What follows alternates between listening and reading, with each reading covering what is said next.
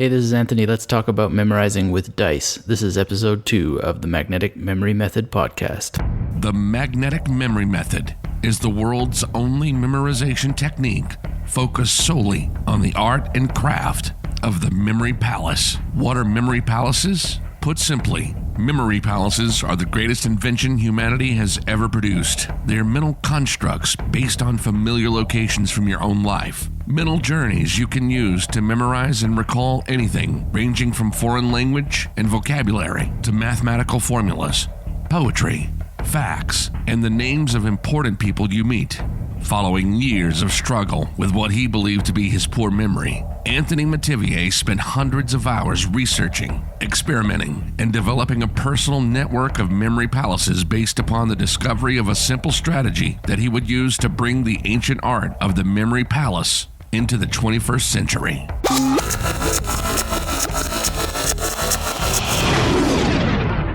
Since releasing the Magnetic Memory Method in his books and video courses, Metivier has helped thousands of people learn and memorize thousands of vocabulary words in languages ranging from Greek, French to Vietnamese, and German to Mandarin. You can memorize and recall anything when you've got a properly constructed set of memory palaces organized in your mind. So let's get started with this episode of the Magnetic Memory Method podcast. Here now is the founder of the Magnetic Memory Method, Anthony Metivier.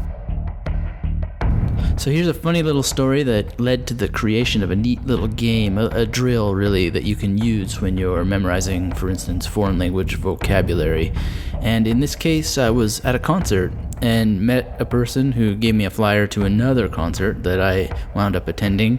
And as it turns out, this concert was in some place I totally didn't expect. It was a youth center, and I'm not exactly old, but I do have all kinds of gray in my beard and gray in my hair, and I felt a little bit out of place, especially when the kids at the ticket counter, a very, very wobbly table, actually not a counter, they asked me to roll dice from a cup.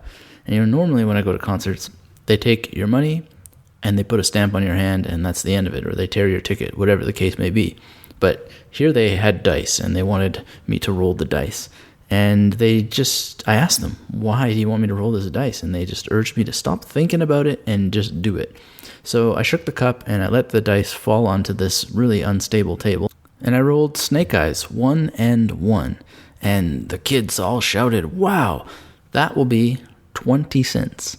And I said, 20 cents? And I was just, what is this 20 cents about? And they explained that the concert was actually for a charity event for the youth center where the concert was taking place. And they were asking for donations at the end of the evening, but they were also basing the actual entrance fee on chance. It was kind of pay whatever the dice tell you to pay.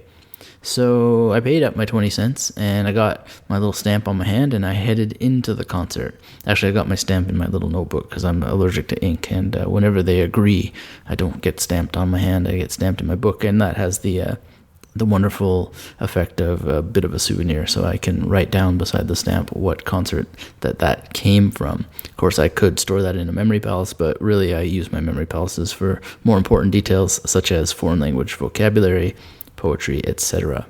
Now, using dice, I began to think, well, it would be a great way for people in the magnetic memory family to challenge themselves and, literally shake things up a bit when they are memorizing foreign language vocabulary. And they need, just something new, something else, something to get going, a neat little idea. So let's say that you've set a goal to memorize new vocabulary words using memory techniques, but have been doing, say, 10 a day using your memory palaces for so long that the routine has become a bit of a drag. So you could get a new number every day by rolling dice to determine how many words that you're going to memorize that day. So if you get a 6, then you memorize 6 words that day in your memory palaces. If you roll 8 the next day, then you memorize 8 words, and so on. And this has the benefit of building anticipation for yourself and also gives you various degrees of challenge. You're alternating the level of challenge.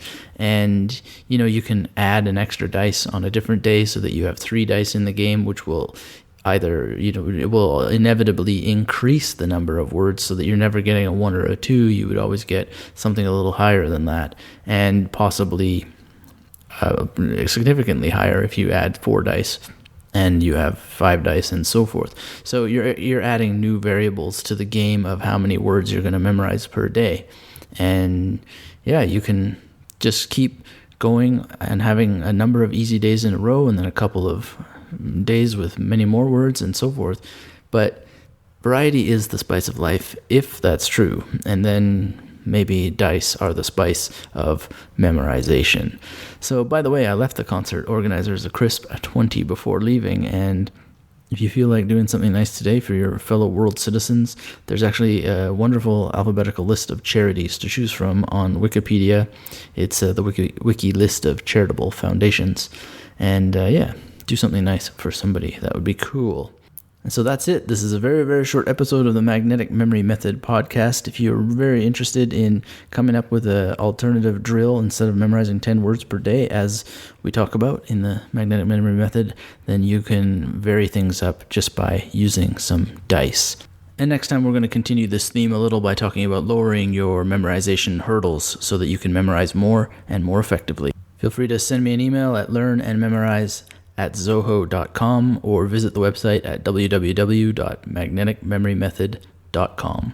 Till next time, this is Anthony signing out from the Magnetic Memory Method headquarters in Berlin. Thank you for listening to the Magnetic Memory Method podcast. Remember, anything someone else has done can be done by you as well, as long as you learn how.